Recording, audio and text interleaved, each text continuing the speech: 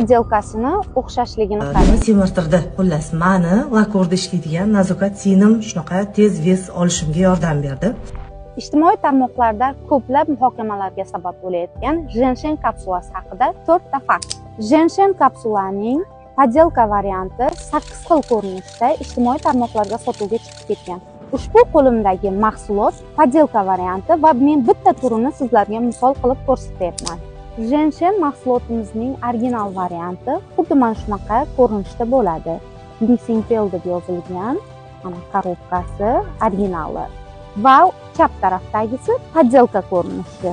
Idishi va mana korobkasi juda o'xshash chiqarilgan, lekin ikki tomoni bir xil bo'ladi.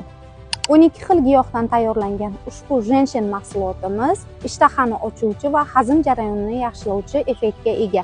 Bir oyda sog'lom 10-15 kilogacha ves olishingiz mumkin. Sizga qiziqarli ma'lumotlar va original mahsulotlar kerak bo'lsa, menga obuna bo'lishni unutmang.